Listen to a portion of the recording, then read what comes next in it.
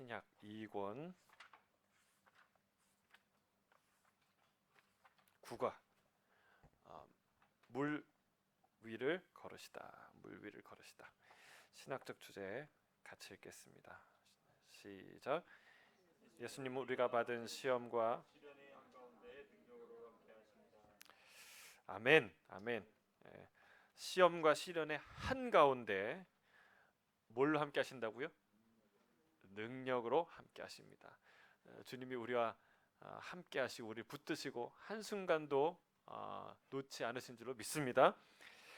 자, 여기에 보면 주권자란 완전한 통수권을 지닌 주체를 뜻합니다.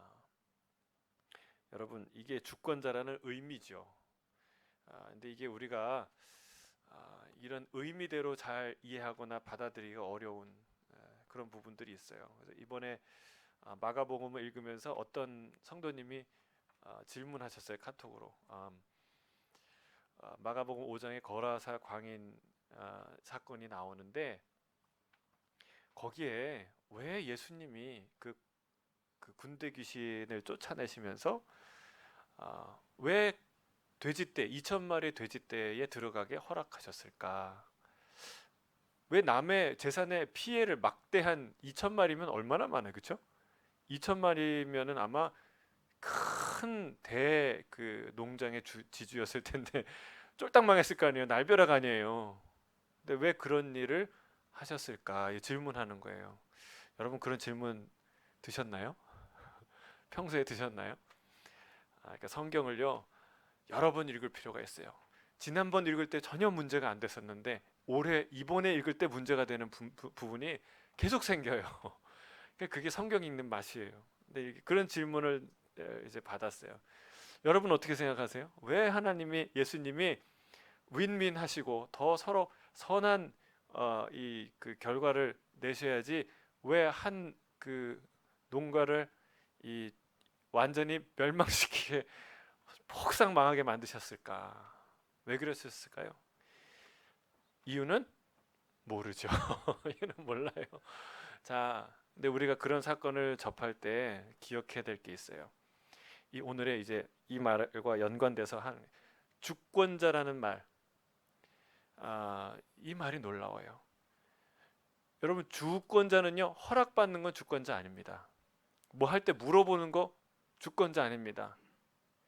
주인은요 안 물어봐요. 여러분 집에 냉장고 옮길 때 옆집 아저씨한테 허락받나요?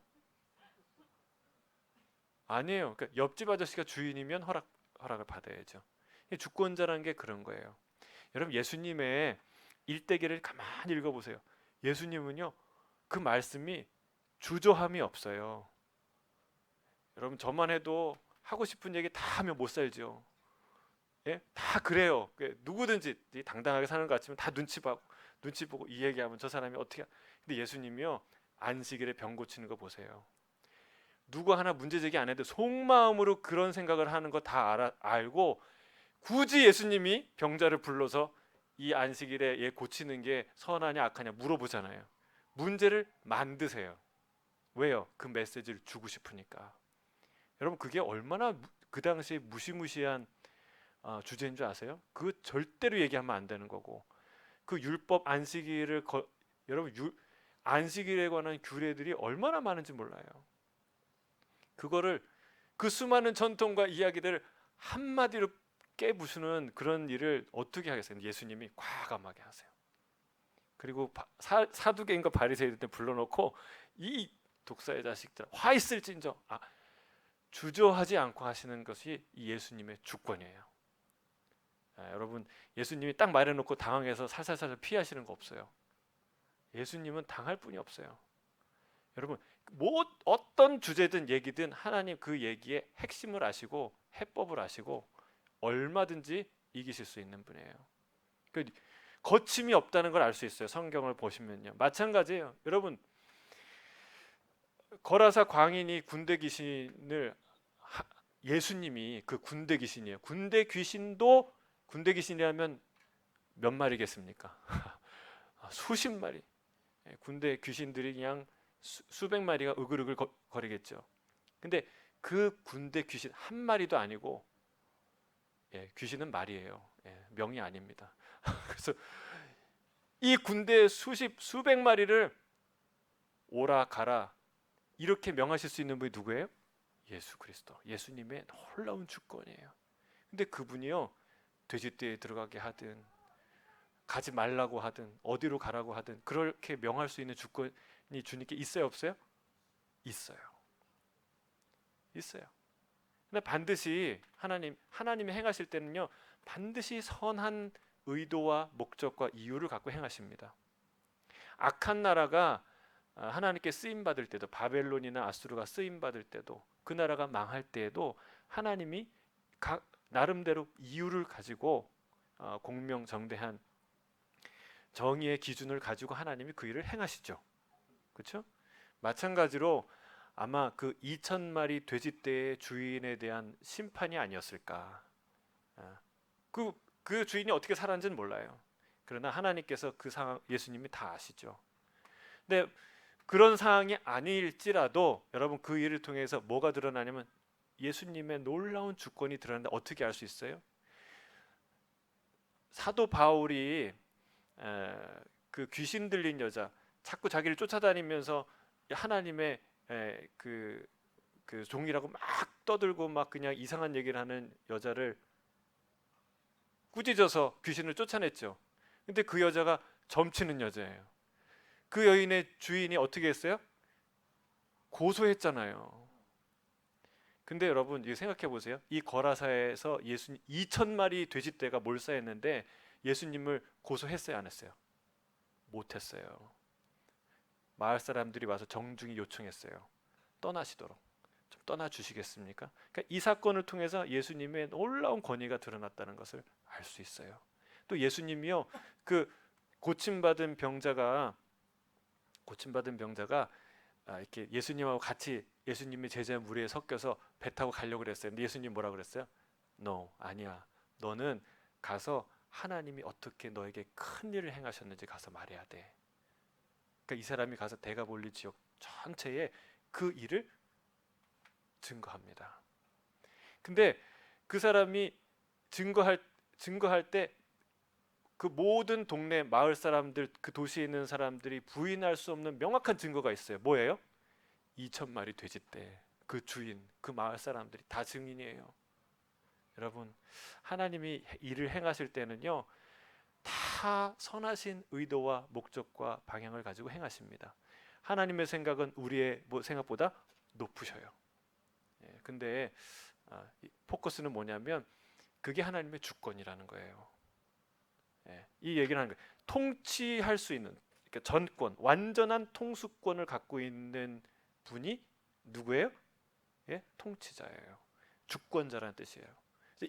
오늘 이 사건을 통해서 예수님이 바다와 파도와 바람마저도 통치하시는, 다스리시는 주권자라는 것을 드러내십니다. 할렐루야.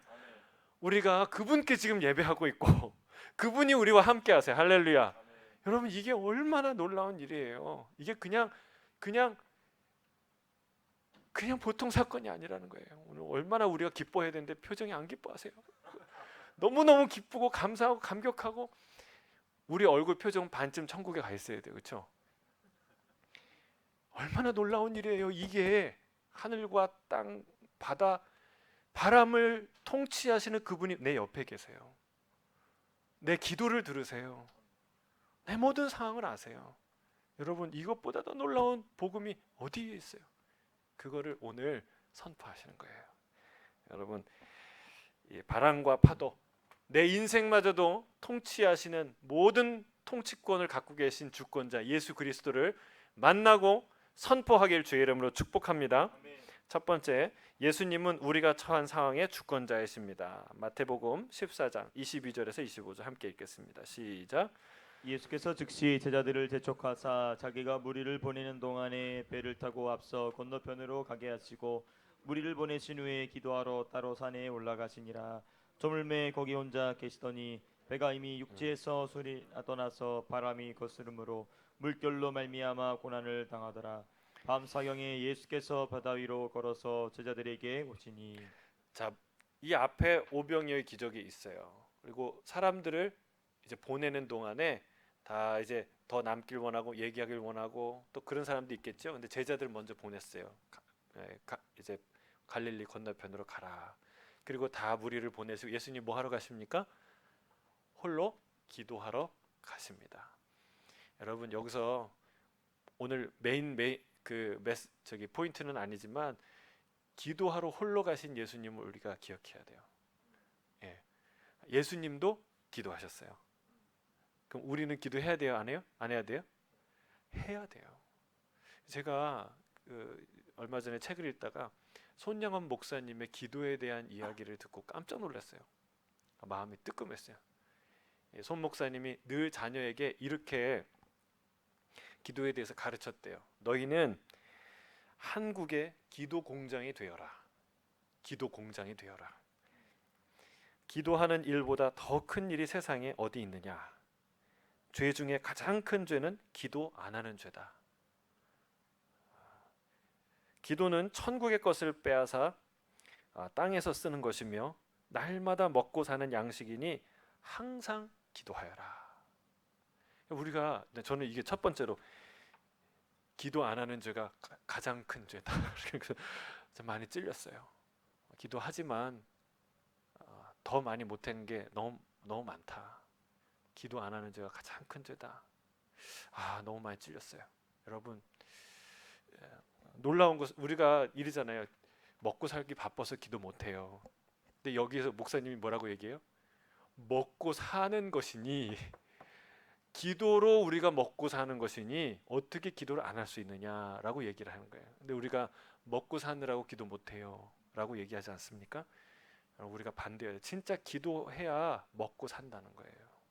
우리가 먹고는 사는데 사실은 먹고 사는 게 아닐 수 있어요. 진짜 우리가 먹고 사는 것은 기도예요. 예수님도 따로 기도하러 가셨다네. 그 기적을 행하고 나서 뭐 하러 가셨어요? 기도하러 가셨다.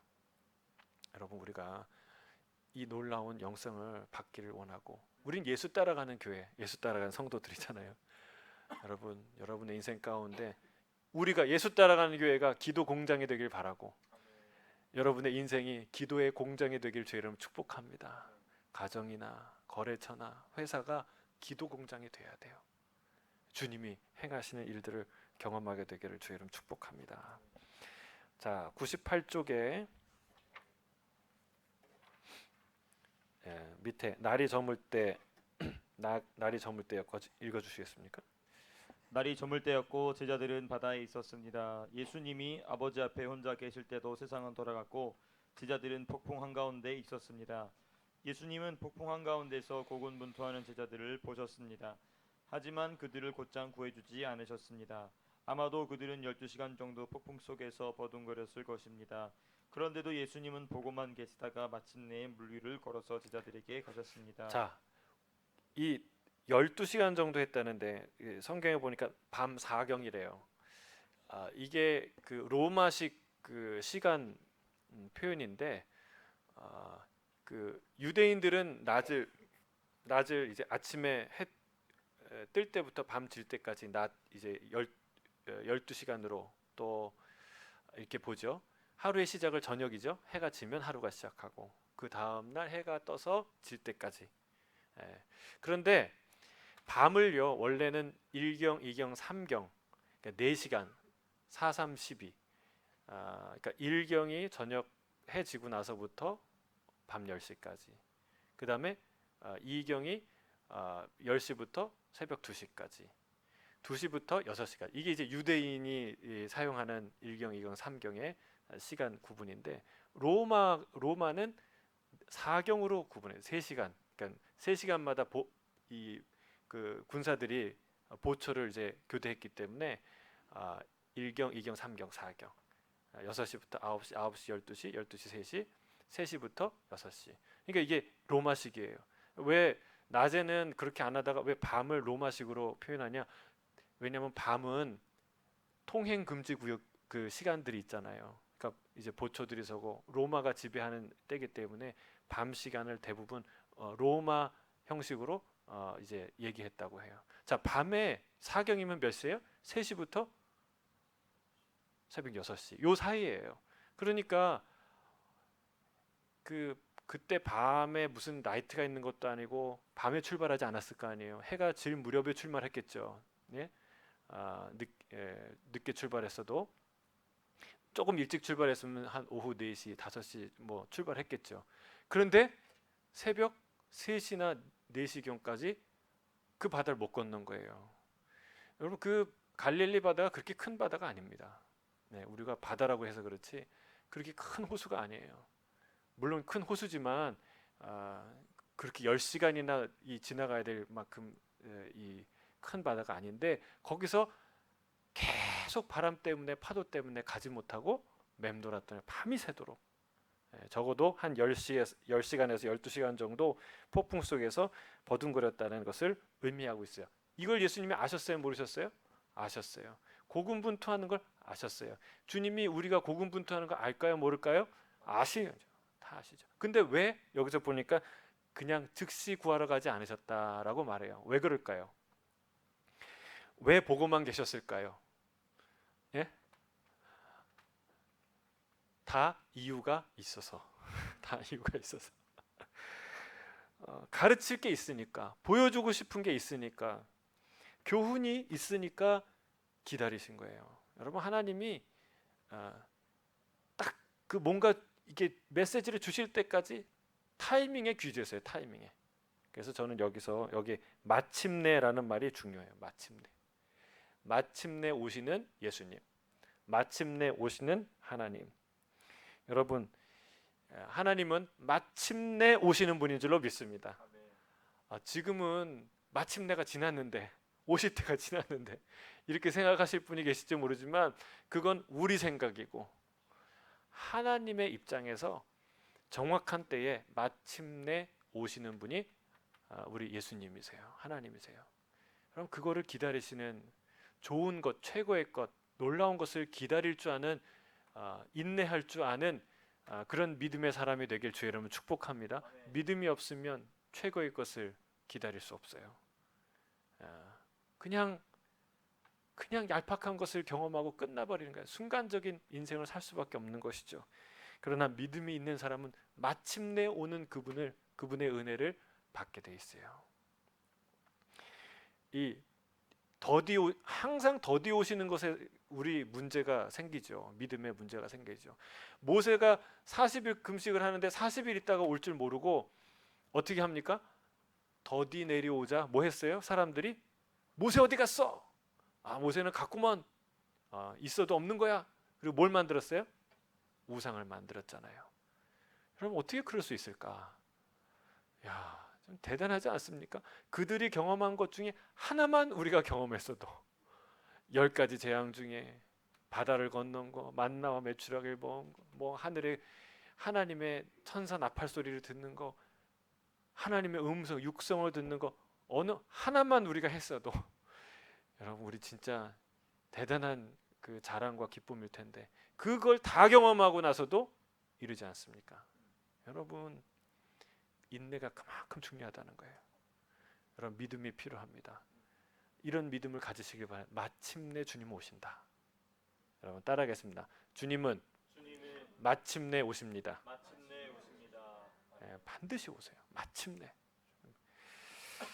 자, 이 진리가 우리에게 위로와 힘이 되는 이유는 지금은 예수님이 하늘 아버지께로 올라가 계시기 때문입니다. 전지전능하신 예수님은 천국에 계시면서도 성령을 통해 우리와 함께 내재하십니다. 아멘입니까? 아멘. 하늘 보좌 우편에 있지만 성령을 통해 우리와 함께 하세요. 이 자리에 계시는 줄 믿습니다. 아멘. 여러분 이게 우리 믿음이에요. 그리고 이게 성경이 말하는 복음이에요. 자, 그래서 예수님의 눈이 우리 위에 있습니다. 할렐루야.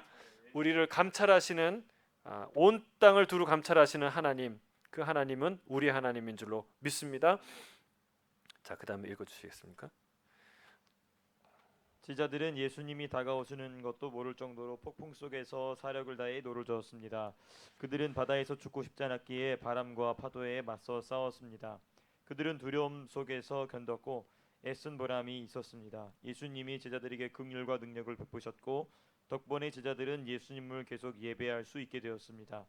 예수님이 모든 상황의 주권자이시며 우리를 성장시키기 위해 삶의 고난을 사용하신다는 사실을 알면 믿음으로 인내할 수 있습니다. 예수 그리스도를 따르는 사람들은 어떤 상황이나 환경에서도 하나님이 맡기신 사명에 순종해야 합니다. 우리는 예수님의 긍휼과 능력 안에서 인내할 힘을 얻습니다. 그렇죠. 자, 우리 98쪽에 팀 켈러 목사님의 이야기가 있는데 마침내 반드시 오시는 하나님에 대한 신뢰를 우리가 어떻게 할 수 있느냐 같이 읽겠습니다. 시작. 어찌 저를 돌보지 아니하시나이까. 예수님의 몸이 궁극적 풍랑에 빠지는 장면이 존재 깊은 곳에 각인된 사람은 결코 그런 말을 내뱉지 않습니다. 궁극의 풍랑에도 불구하고 우리를 버리지 않으신 분이 현재 시시한 풍랑 속에서 우리를 버리시겠습니까? 게다가 언젠가는 그분이 돌아오셔서 모든 풍랑을 영원히 잠재우실 것입니다. 어찌 저를 돌보지 않으십니까? 왜 하나님 안 오십니까? 왜 나를 버리셨습니까? 이런 고백 안 한다는 거예요. 누가요? 예수님의 몸이 궁극적 풍랑에 빠지는 장면을 존재 깊은 곳에 각인한 사람. 이거 누구예요? 이 궁극적인 풍랑이 뭡니까? 십자가죠. 우리 고난의 모든 고난을 다 모으고 이 압축한다면 그게 뭐예요? 십자가예요. 우리의 모든 죄와 죄책과 징벌을 다 짊어지신 게 어디예요? 십자가예요. 그 궁극의 고난, 궁극의 이 폭풍, 풍랑 그걸 예수님이 외면하셨어요? 도망갈 수 있었어요. 그렇죠? 그 전날 포기할 수도 있었어요. 그러나 그 주님은 포기하지 않고 그 모든 풍랑 가운데로 들어가셨죠. 여러분, 그 십자가를 피하지 않는 분이 그 어떤 다른 풍랑과 십자가를 피하겠습니까? 그 고난마저도 우리와 함께 한 분이 어떤 고난에서 우리와 함께 하지 않으시겠습니까? 여러분, 그런 거예요. 그런 믿음이 있으면 우리는 끝내 마침내 오시는 주님을 기대할 수 있고 신뢰할 수 있다라는 사실이죠. 여러분, 주님은 항상 우리를 기억하시고 우리 인생에 다가오시는 줄로 믿습니다. 그런데 오늘 조금 아까 읽은 그 부분에 99쪽에 예수님이 모든 상황의 주권자이시며 우리를 성장시키기 위해 삶의 고난을 사용하신다는 사실을 알아야, 그걸 알면 우리가 인내할 수 있다는 거예요. 여기서 되게 중요한 게 뭐냐면 무엇을 위해서 고난을 주신다고요? 성장이에요. 성장. 여러분 여기 동그라미 치셔야 돼요. 우리는 하나님 앞에서 중요한 게 뭐예요? 성공과 소유, 더 나은 삶. 이게 우리는 중요해요. 기도해서 이걸 얻느냐 못 얻느냐가 기도에 영빨이 있다, 뭐 하나님 날 축복하신다, 뭐 이런 판단의 기준이 되기가 쉬워요. 근데 하나님 입장에서 우리를 보시는 성공 포인트, 예수님의 관점에서 우리 인생의 더 중요한 가치는 뭐예요? 성장이에요. 여러분, 부모의 입장에서 자녀를 보는 중요한 관점은 뭐예요? 성장이에요. 성장.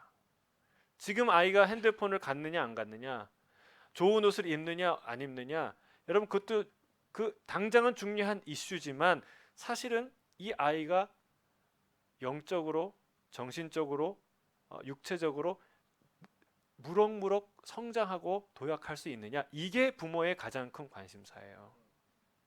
하나님의 관심, 나의 인생에 대한 하나님의 관심사가 뭔지 기억하셔야 돼요. 하나님은요, 내가 변화되기를 원하시고 성장하기를 원하세요. 왜? 여러분, 우리가 영원의 삶을 살 거예요. 영원의, 물론 천국에 가면 또 바뀌겠죠. 더 놀라운 모습 변하겠죠. 그때 후루룩 변하는 게 아니에요. 지금부터 천국의 여정을 우리가 하고 있는 거예요. 주님은 우리와 당신과 영원히 살 그 날을 꿈꾸면서 우리를 준비시키는 거예요. 그러니까 소유나 성공의 문제는 없는 거예요. 주님께 중요하지 않아요. 그거는 이미 우리에게 주어진 거예요. 한 몇십 년만 조금만 참아보세요. 한 길어야 50년이에요. 여러분, 우리가 조금만 참으면 영원한 소유와 영원한 성공을 우리가 갖게 돼요. 중요한 건 뭐예요? 여러분, 나의 변화예요. 이 땅 가운데 하나님께서 날마다 나를 변화시키고 성장시키고 성숙시키는 대로 이끄신다. 예수 그리스도를 담고 신의 성품에 참여하는 이 방향을 향해서 하나님이 날마다 우리를 이끄신다는 거예요. 그게 하나님의 관점이에요. 그래서 여러분, 날마다 성장하게 되길 주의 이름 축복합니다. 영적으로 성장하는데 제사는 마이너스가 돼요. 그럼 하나님의 축복일까요? 저주일까요? 축복이라는 사실. 하나님 안에서 내가 영적으로 성장한다는 게 가장 큰 축복이에요. 그래서 주님이 그것을 위해서 때로는 기다리시고, 때로는 고난을 사용하시고, 때로는 무정한 것 같고 무자비한 것 같은데, 그런데 하나님이 끝까지 우리를 포기하지 않고 그 때를 기다리고 계시다라는 사실을 알아야 우리가 믿음을 가질 수 있다는 거죠. 포기하지 않고 주님을 기다릴 수 있다는 사실이에요. 자, 두 번째, 예수님은 폭풍 한가운데서도 용기와 믿음을 가지라고 말씀하십니다. 26절, 27절 읽겠습니다. 시작. 제자들이 그 바다 위로 걸어오심을 보고 놀라 유령이라 하며 무서워하여 소리지르거늘 예수께서 즉시 이르시되 안심하라 나니 두려워하지 말라. 자, 우리 100쪽 넘어가면 핵심 교리 창조의 선함. 창조의 선함, 이 핵심 교리가 왜 여기 있는지 이게 잘 안, 이게 메인 주제와 이게 좀 잘 매치가 안 되는 게 덜어 있긴 있는데, 이게 사실은 뭐 예수님의 주권이라든지 뭐 이런 주제가 나왔으면 좋았을 텐데, 근데 중요해요. 이건 굉장히 우리 믿음 생활할 때요, 세상에서 시련과 역경과 또 세상의 한가운데 살 때 이 이해와 영적인 태도, 이런 세계관을 갖는 게 중요한데, 하나님이 창조한 세상은 선하다. 여러분 확신하십니까? 예. 왜냐하면 이 생각을 오염시키는 많은 잘못된 지식들이 있어요. 세상에서 많은 잘못된 지식들이 있어요. 금욕주의 또는 이원론, 영지주의, 또 불교만 해도요, 해탈이 목적이에요. 이 물질 세계로부터 벗어나는 게 목적이에요. 이게 불교만이 아니라 동서고금을 막론하고 많은 철학과 종교와 사상 가운데 이런 맥락을 갖고 있어요. 근데 유독 기독교는요, 이 현실 세계를 긍정합니다. 가장 현실 세계의 밝은 긍정적인 메시지와 비중을 갖고 이해하는 게 기독교예요. 성경이에요. 왜? 성경은 하나님의 창조한 세계이기 때문에. 우리 같이 한번 읽어볼까요? 창세기 1장 시작. 창세기 1장에서 하나님이 창조하신 모든 것은 하나님이 보시기에 좋았습니다. 심지어 심히 좋았습니다. 하나님이 그것들이 좋았다고 판단하신 이유는 창조하신 그것들이 창조자의 선한 본성을 반영하고 드러냈기 때문입니다. 그러므로 죄와 악은 창조의 기본 요소가 아닌 창조의 부패로 보아야 합니다. 죄의 결과로 인해 창조가 손상되고 일그러졌지만 하나님이 그것을 운행하고 계시기에 여전히 창조는 선하고 또한 하나님의 영광을 세상에 선포하는 목적을 수행하고 있습니다. 하나님의 백성은 하나님의 창조의 선하심을 증언하고 보존하기 위해 노력해야 합니다. 세상은, 하나님이 주신 세상은 아름답다. 심히 아름답다. 물론 타락 이후에, 노아 심판 이후에 그냥 심의가 좀 빠졌을 것 같아요. 그냥 아름답다. 여전히 아름다워요. 참 세상이 얼마나 눈부셔요, 그렇죠? 그래서 여러분, 우리가 세상이 다 타락하고 세상은 다 멸망받고 세상은 다 정말 더럽고, 여러분 이게 이 표현을 쓸 때, 그걸 들을 때 우리가 조심해야 돼요. 예. 뭐가 더러운 거예요? 세상에 있는 죄가 더러운 것이죠. 죄가 더러운 거예요. 여러분, 칼이라는 이 도구 자체는요, 굉장한 탁월한 도구예요. 발명품이에요. 좋은 것이죠. 그거 칼이 없으면 어떻게 요리를 하고, 어떻게 그 회를 뜨고 어떻게 이 살림을 하겠습니까? 그런데 그 칼이 강도의 손에 들렸을 때, 살인자, 그러니까 살인의 의도를 가지고 그 칼을 들었을 때 무시무시한 비극의 도구가 되는 것이죠. 세상은 그러니까 그렇다는 거야. 세상 자체는 하나님이 창조하신 아름다운 선물이다. 뭐가 나빠요? 우리 안에 있는 죄. 그것이 악이다. 하나님이 그것을 고치신다는 것이죠. 자, 다시 돌아와서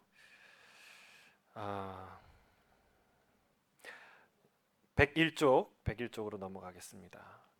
예수님이 물 위를 걸어서 예수님이 물 위를 걸어 제자들에게 오시자 제자들이 기겁하며 예수님을 유령으로 생각했습니다. 그러자 예수님이 제자들에게 이렇게 말씀하셨습니다.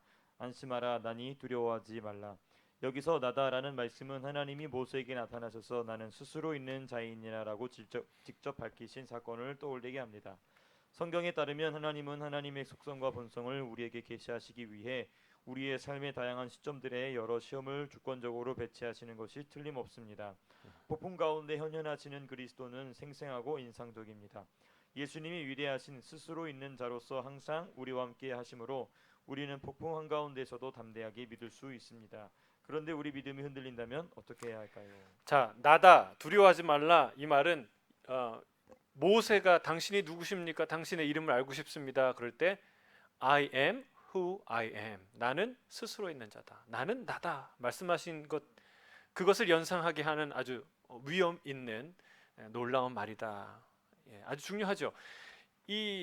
제가 마가복음 그 강의할 때 말씀드렸지만 예수님의 하나님 되심이 드러난 중요한 사건이 변화산 사건이죠. 변화산에 마치 호렙산에서 하나님을 경험한 이스라엘처럼 예수님의 그 찬란히 빛나는 영광의 모습을 직접 모세와 엘리야 가운데 변화되는 모습을 제자들이 보죠. 3명의 제자들이. 그러니까 바로 그 호렙산에 나타났던 그 하나님, 그 놀라우신 그 하나님의 영광을 보는 거예요. 드러난 거예요. 근데 중요한 거는 대상이 그걸 경험한 사람들이 3사람이에요. 그 베드로, 요한, 야고보, 이 3명이에요. 그런데 다시 한번 그 3명에게 예수님의 주되심을 드러낸 게 변화산 사건이라면 이 갈릴리 호수를 폭풍 가운데 걸어오신 이 예수님은 제자들에게 하나님 아들 되심을 드러낸 놀라운 신적 사건이라는 것을 우리가 알 수 있죠. 여기에서 예수님의 권위를 유감없이 드러내는 거예요. 바람도 파도도 그 어떤 것도 다, 심지어는 물 위를 걸으시잖아요. 이런 걸 통해서 이분은 그냥 랍비가 아니고 그냥 기적을 좀 하는 분이 아니고 그 어떤 분이 아니라 하늘과 땅의 모든 권세를 가지신 예수 그리스도이시라는 것을 드러내는 아주 중요한 사건입니다. 자, 28절에서 31절 같이 읽겠습니다. 시작. 베드로가 대답하여 이르되 주여 만일 주님이시거든 나를 명하사 물 위로 오라 하소서 하니 오라 하시니 베드로가 배에서 내려 물 위를 걸어서 예수께로 가되 바람을 보고 무서워 빠져가는지라 소리질러 이르되 주여 나를 구원하소서 하니 예수께서 즉시 손을 내밀어 그를 붙잡으시며 이르시되 믿음이 작은 자여 왜 의심하였느냐 하시고. 자, 저는 정말 지금부터 예수님이 물 위를 걸어오셨다는 것도 놀랍지만 참 드라마틱한 일들이 펼쳐지는데, 첫째는 베드로가 했던 말이에요. 주여 만일 주님이시거든 나를 명하사 물 위로 오라 하소서. 근데 이런 말을 도대체 누가 하겠냐는 거예요.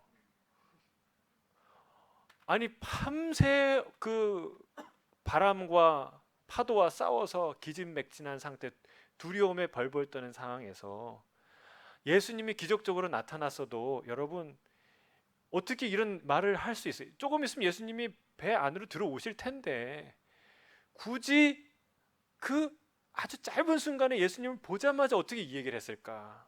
여러분, 저는 우리가 베드로 형님께 우리 베드로 사도를 보고요, 이런 부분을 본받아야 돼요.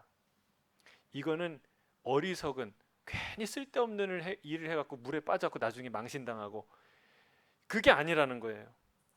어리석은 일을 한 게 아니라 위대한 믿음의 고백이에요. 정말 예수님을 사랑하고 예수님을 신뢰했기 때문에 할 수 있는 말이에요. 저는 이 시대에 이 교회와 우리의 신앙인들이 이런 믿음의 담대한 고백이 있기를 주의 이름 축복합니다. 될 만한 것들을 기도하는 것이 아니고 대충 어떻게 이리저리 해가지고 그거 되겠다 이런 고백을 하는 게 아니라 도저히 계산을 해도 앞뒤를 계산을 해고 생각을 해봐도 이루어질 수 없을 것 같은 것을 담대하게 믿음으로 선포하는 사람이 베드로 같은 믿음의 사람이라는 거예요. 그럼 우리가 뭘 기도해야 되겠습니까? 이런 거 기도해야 돼요. 하나님, 이 시드니 땅에서, 호주 땅에서 마디그라 축제가 사라지게 해주세요. 아멘이 없으시나요? 그게 사라지겠습니까? 인간적인 생각으로 사라질 수가 있겠습니까? 요즘 시대적인 분위기로 봐서. 근데 기도하라는 거예요. 그럼 저는 우리가 그렇게 기도했으면 좋겠어요. 하나님, 이 땅에 저 마디그라 축제가 사라지게 도와주시고 온전히 무지개의 그 플래그가 하나님의 이 심판과 하나님의 창조를 선언하는 아름다운 레인보우로 돌아오게 해주세요. 여러분, 우리가 기도해야 돼요. 기도해야 돼요. 여러분 생각해 보세요. 노예 산업이 그 사회의 주수입원인 그 시대에 영국과 유럽과 미국 가운데서 여러분 어떻게 노예 제도 철폐를 꿈을 꾸겠습니까? 그게 상상이 됩니까? 할 수 있겠어요? 얼마나 많은 살해 위협과 정치적인 반대와 얼마나 많은 탄압이 있었겠어요. 이게 얼마나 담대한 고백이겠어요. 저는 우리 크리스찬들 가운데 여러분 이런 담대한 믿음의 고백을 여러분 반대를 두려워하지 마시고 남이 뭐라고 하는 거 두려워하지 마시고 주님의 뜻을 따라 선포하고 선언하고 기도하는 자들이 나오기를 주의 이름 축복합니다. 여러분 그게 베드로의 믿음이에요. 여러분 밀보포스, 여러분 아브라함 링컨 어떻게 그렇게 믿음의 담대한 고백을 하겠어요? 여러분 믿음이 없이는 불가능해요. 믿음이 없이는 불가능해요. 저는 그런 믿음의 이 리더들이 여러분 가운데 우리 자녀들 가운데 나오기를 주의 이름 축복합니다. 이런 기도를 하니까 주님이 뭐라 그래요? 오라! 할렐루야! 주님도 통 크신 분이에요. 오라! 그러니까 네가 할 수 있겠어? 내가 믿음을 보니까 아니야, 넌 다음 기회에 그랬을 텐데 주님이 오라! 그러세요. 여러분 주님은 우리를 향해서 항상 예스 하시는 분이에요. 아멘이세요? 노라고 하지 않으시고 yes, yes come. 주님이 우리에게 그렇게 말하세요. 자, 베드로가 신이 나서 배 밖으로 무엇을 딛습니까? 발을 딛습니다. 그래도 말은 그렇게 해도 이게 또 하기가 어려운 거 아니에요? 그렇죠? 예? 말은 그렇게 했어도 이제 막상 바다 위에 자기가 인류 역사상 처음으로 물 위에 서는 거예요. 그걸 어떻게 하겠어요? 무서워서. 근데 그렇게 하잖아요. 그래서 간이 배 밖에 나온 사람이 아니라 다리가 배 밖에 내디딘 사람, 최초의 이 사람 베드로. 얼마나 놀라워요. 배 밖으로, 여러분 삶의 일상의 배 밖으로 발을 내디뎌 보셨습니까? 여러분 이번에 가는 아울리치가 또 여러분의 사역이 그리고 더 바이블이 또 하루하루 주님의 말씀에 순종하는 그 믿음의 순종이 여러분 일상과 여러분의 경험 밖으로 내딛는 믿음의 한 걸음이 되길 주의 이름 축복합니다. 예, 그 믿음 없이는 못 가요. 근데 가잖아요. 쪼벅쪼벅 가잖아요. 그런데 계속 갔으면 좋겠는데 갔으면 막 박수 쳤을 텐데 좋았을 텐데 근데 그 실패에도 의미가 있어요. 그 실패를 통해서 아주 중요한 메시지를 가르침을 우리에게 주님이 주시는 거예요. 자, 29절에 보니까 오라 하시니 베드로가 배에서 내려 물 위로 걸어서 예수께 가되 30절 바람을 뭐 하고요? 보고 바람을 보고 무서워 빠져가는지라. 여러분 왜 빠졌을까요? 여러분 이게 사실은 오늘 우리에게 예수님이 경배를 받으시 하늘과 땅을 다스릴 놀라운 분이라는 것이 아주 제일 중요한 주제이지만 실제적으로 믿음에 관해서 그 주님을 어떻게 바라보냐, 믿음이 무엇이냐라는 것을 배울 때 여러분 우리에게 주어진 가장 중요한 메시지가 바로 이거예요. 여러분 그가 언제 믿음을 잃었나요? 언제 바다에 빠지기 시작했나요? 예수님을 보지 않고 뭘 봤어요? 바람을, 파도를, 어둠을, 고난을 보았을 때 믿음을 잃기 시작했다는 사실이에요. 그래서 이 영적 전쟁의 실체는 뭐냐? 이건 굉장히 중요해요. 영적 전쟁의 실체는요, 마음의 시선 싸움이에요. 마음의 시선. 그러니까 내 영성에 내가 가장 좋아하고 내가 중요하게 여기는 게 뭐냐? 가만히 마음을 들여다보세요. 그 마음이 어디에 가 있느냐라는 것을 딱 객관적으로 살펴보면 그게 내가 중요하게 여기는 거예요. 그러니까 여러분 시야와 시선이 있습니다. 내가 저에게 보지만 전체가 다 보여요. 모두가 다 시야에 들어와요. 예? 예. 저기 뭐 형광등, 의자 뒤에 있는 이 섬기는 분들 다 계단 다 보여요. 그러나 내 시선은요 딱 한 곳에밖에 둘 수 없어요. 우리 뭐 이기수 집사님, 그것도 이기수 집사님의 팔이 아니라 눈, 딱 한 곳이에요, 그렇죠? 아멘. 할렐루야. 그게 신비해요, 여러분. 내 마음도 감각기관이에요, 눈과 같이. 마음도 모든 것을 감각하고 느껴요. 그런데 마음의 시선은 딱 한 군데밖에 둘 수 없어요. 건강, 돈, 자녀, 성공, 뭐 이런 거예요. 그러니까 내 시선을 어디에 두냐가 중요해요. 세상은요 자꾸 시선을 빼앗으려고 그래요. 사탄은 자꾸 시선을 예수님 못 보게. 예수님 보면 큰일 나거든요. 물 위를 걷거든요. 그러니까 예수님 못 보게 하려고 사탄은 계속 애를 쓰는 거예요. 뭘 보게 할까요? 문제들, 욕심들, 유혹들. 그를 보기 위해서 계속해서 사단이 우리의 시선을 빼앗는 것이죠. 그래서 여러분 우리가 내 마음에 뭘 보느냐를 항상 체크해야 됩니다. 그래서 그 시선을 어디에 둘 것인지를 결정해야 돼요. 정리해야 돼요. 여러분 시선을 어디에 둬야 돼요? 예수님께. 근데 이게 너무나 자명하고 중요한데 이걸 잘 못해요. 예를 들면 운전을 하잖아요. 운전을 하면 나의 시선을 어디에 둬야 됩니까? 전방 주시. 그렇죠? 전방을 주시해야 돼요. 시선을 항상 거기다 둬야 돼요. 그래야 시속 60km, 70km, 100km 달리는데 안전하게 운전할 수가 있어요. 근데 운전할 때 전방은 다 마음에 가 있어요. 아, 전방을 봐야지. 앞에 뭐가 오는지 다 봐야지. 그러는데 실제로 운전할 때는 옆에 지나가는 환경을 보고 뭐 그 알람 울리면 그거 보고 뭐 이렇게 발에 걸리는데 뭐 보고 뒤에서 뭐 얘기하면 또 보고 자꾸 시선을 분산한다는 거예요. 마치 그런 거예요. 그러니까 내가 전방을 주시해야지라는 의식을 가지고 의도적으로 내 행동을 컨트롤하지 않으면 우리가 나도 모르게 이 시속 60km, 70km를 가고 있는데 나도 모르게 다른 데를 지켜보거든요. 텍스트가 왔어요. 봐야 될 것 같아. 안 돼. 이거는 이 유혹이라는 거예요.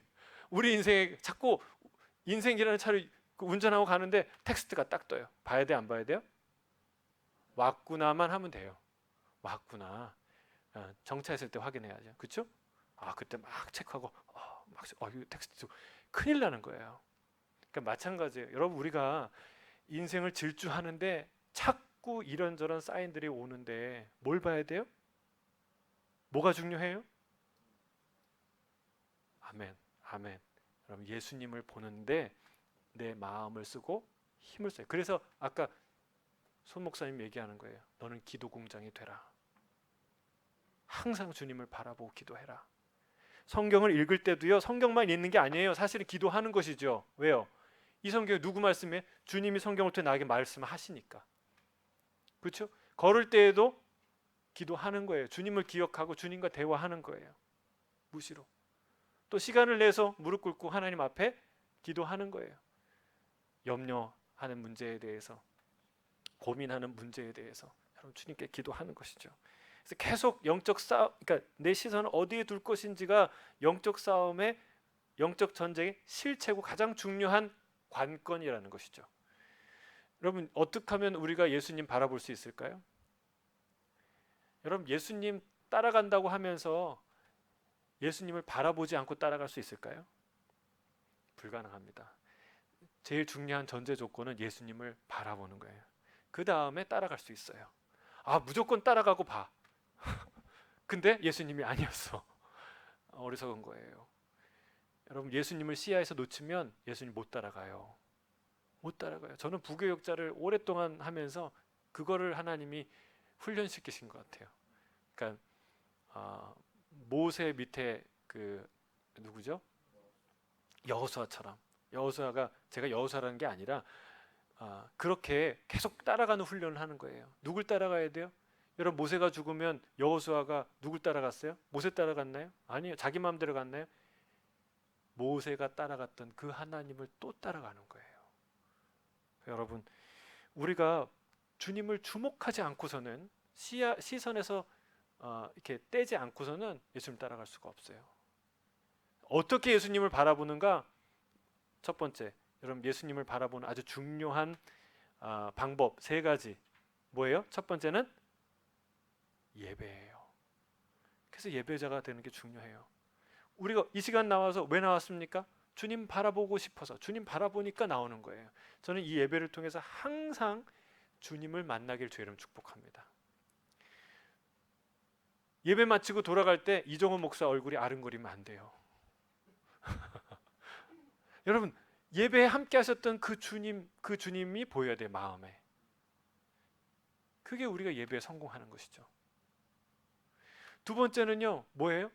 두 번째는 말씀이에요. 예수님이 뭐라 그랬어요? 너희가 이 성경책에 영생이 있는가 하여 열심히 살펴보지 않느냐? 이 성경은 나에 대해서 증언하는 것이다 라고 말해요. 여러분 우리가 뭐를 통해 예수님을 봐요? 정확하게 봐요? 말씀은 안 읽으면서 나는 예수님을 잘 알아 라고 말하는 사람은요 착각하는 거예요. 성경을 열심히 읽어야 돼요. 열심히. 그래서 성경 안에 누굴 봐요? 예수 그리스도를. 세 번째는 뭐예요? 아까 얘기한 기도. 그냥 대화 이상으로 그 존재를 경험하는 경험하기 좋은 이 방법은 없어요. 대화를 통해서 우리가 하나님을 직접 경험해요. 내 앞에 계시고 나의 기도를 들으시고 나에게 응답하신 그 하나님을 경험하게 되는 것이죠. 이런 것을 통해서 우리가 어떤 일이 일어나요? 예수님을 보게 된다는 거예요. 여러분 예수님을 봐야 예수님을 따라갈 수 있어요. 이게 영적 전쟁의 핵심이에요. 뭐 영적 전쟁에 무슨 뭐 귀신 내어 쫓고 막 그냥 신비한 걸 체험하고 그거는 둘째예요. 제 영적 전쟁의 아주 중요한 중심에 있는 것은 내 마음의 시선 싸움이에요. 그래서 제가 시선 이 싸움을 이렇게 표현해요. 10,000원 버스에 빈자리 하나와 같아요. 여러분 10,000원 버스에 빈자리 하나 생기면 어떤 일이 일어날까요? 다음 정류장 갈 때까지 사람들이 안 앉을까요? 눈치 보다가? 아니에요. 딱 알아요. 저 사람이 그 버튼 누를 때부터 알아요. 아니면 움직임만 보면 알아요. 딱 보면은 벌써 이제 그 사람 옆으로 딱 가 있죠. 근데 그가 일어난 엉덩이를 때는과 동시에 엉덩이가 어떤 엉덩이인가 밀고 들어갔죠. 그래서 일어나면 바로 들어갑니다. 이게 마음이에요. 마음은 비울 수가 없어요. 여러분 어떤 마음을 비우는 사이에 어떤 생각이 그 안으로 반드시 들어가 앉아 있어요. 이게 그래서 우리는 우리의 영성, 불교의 영성은 마음을 비우는 건데 우리는 뭐예요? 채우는 거예요. 뭘로 채울까요? 예수 그리스도로. 말씀으로 채운다는 건 말씀에 나타난 예수 그리스도, 주님을 바라보는 거예요. 학문으로 여러 가지 지식으로 채운다는 게 아니라 이 지식의 근본인 말씀에 드러난 이 예수 그리스도 실체, 그분을 바라보는 게 여러분 우리의 모든 영성의 핵심이에요. 그래서 주님 바라보는 일을 우리가 일평생 연마하고 훈련하고 그리고 포기하지 않고 그렇게 예수님 바라보는 저와 여러분이 되길 주의 이름으로 축복합니다. 여기 보니까 102쪽에 중간에 이렇게 있어요. 여기서 우리는 두 가지 진리를 발견할 수 있습니다. 첫째, 같이 읽을까요? 시작. 님이 주신 용기를 한결같이 간직하고 용감하게 살아야 합니다. 우리는 정기적이며 지속적으로 끈기 있게 예수님만 바라봐야 합니다.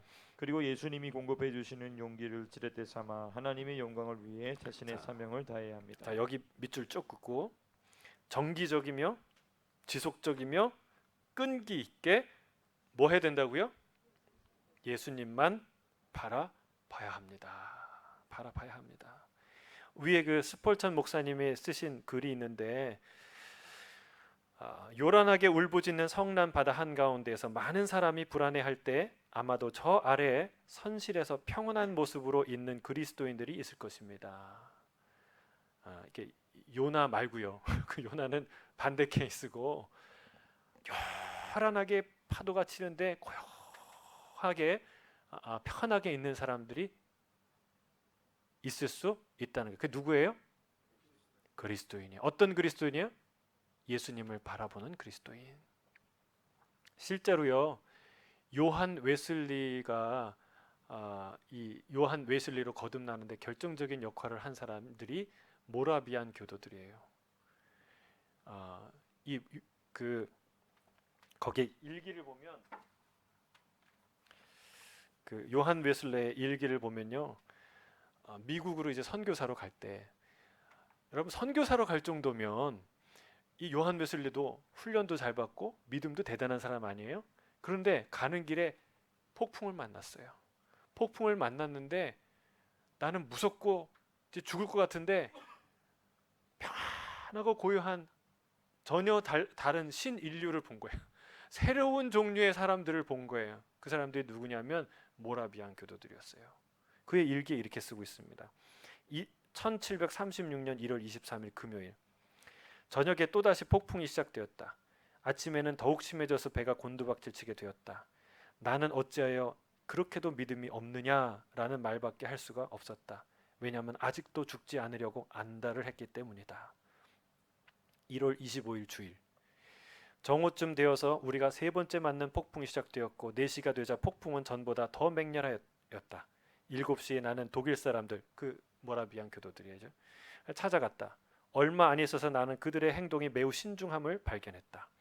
그들은 겸손한 마음으로 다른 여행객들을 위하여 봉사하는 일을 계속하여 그들의 침착함을 입증하였다.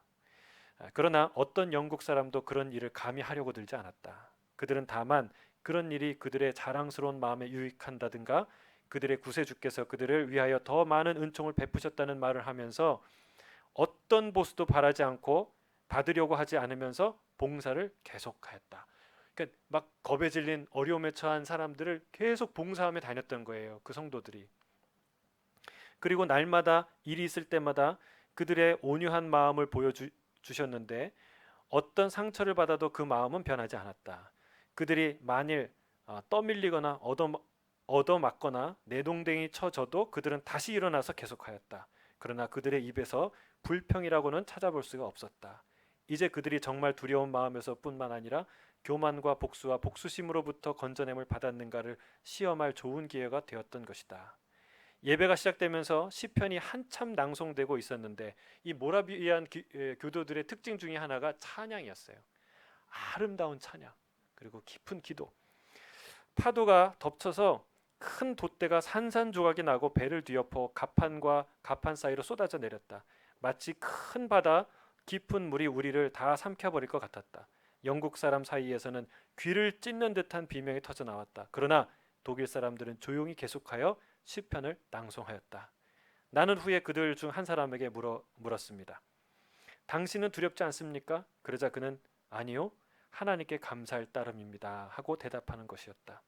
나는 다시 물었다.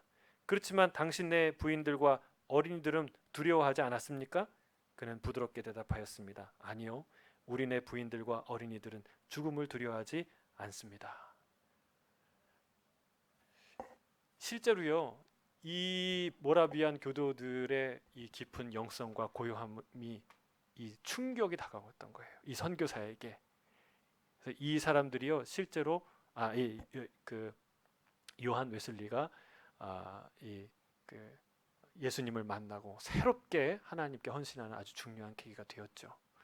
여러분, 이 찰스 스폴전이 말씀한 이야기처럼 폭풍 치는 가운데서도 평온함을 유지할 수 있었던 강력한 그 마음은 어디서 올까요? 예수 그리스도, 그분을 바라보는 데서 온다는 사실입니다. 예수님을 바라보는 저와 여러분이 되길 주의 이름 축복합니다. 마지막, 예수님은 권세 있는 하나님의 아들이시며 예배받기에 합당하십니다. 32절 33절 읽겠습니다. 시작. 배에 함께 오름에 바람이 그치는지라 배에 있는 사람들이 예수께 절하며 이르되 진실로 하나님의 아들이로소이다 하더라. 자, 여기에 보면 D.A. 카슨이 쓴 말이 있어요. 이걸 한번 읽어보고 시작. 이 이야기의 절정은 폭풍이 잠잠해지는 장면이 아니라 제자들이 예수님께 절하며 이렇게 고백하는 장면입니다. 진실로 하나님의 아들이로소이다. 자, 이 이야기의 절정입니다. 그 절정은 뭡니까? 예수님을 경험하고 나서 정말 전에 상상도 못했던 그 놀라운 예수님을 보고 나서 이들의 입술에서 뭐가 터져 나와요? 예수님은 진실로 하나님의 아들입니다. 여러분, 저는 이런 고백이 여러분의 입술, 우리의 입술에서 터져 나오기를 바랍니다. 진실로 정말 하늘과 땅과 바다와 모든 것이 하나님께 손에 있구나, 그분이 통치하시는구나 라는 믿음이 그들의 고백이었다는 사실이에요. 그 옆에 보면 예수님이 모든 상황의 주권자요 우리에게 용기를 공급하시는 분임을 알면 우리는 걱정하지 않고 예수님을 경배하게 됩니다. 여러분, 염려를 내려놓아야 믿음이 생기는 것이 아니라 믿음이 있어야 염려를 내어놓을 수 있다는 것이죠. 여러분, 믿음을 붙드시길 주의 이름 축복합니다. 믿어야 돼요. 그럼 믿음이 안 생기는데 어떻게 하겠습니까? 여러분, 믿음이 왜 안 생길까요? 믿음은 문제, 상황을 보는 것이 아니라 상황의 주관자이신 예수님을, 하나님을 바라볼 때 생기는 거예요. 주님을 바라보지 않으니까 믿음이 없고, 믿음이 없으니까 담대한 마음이 생기지 않고, 담대한 마음이 없으니까 염려를 붙들게 되는 것이죠. 저는 주의 이름으로 다시 한번 축복하는데, 믿음을 가지시고 예수님을 바라보시고 담대하게 나아가는 저와 여러분이 되기를 주의 이름으로 축복합니다. 우리 함께 기도하겠습니다.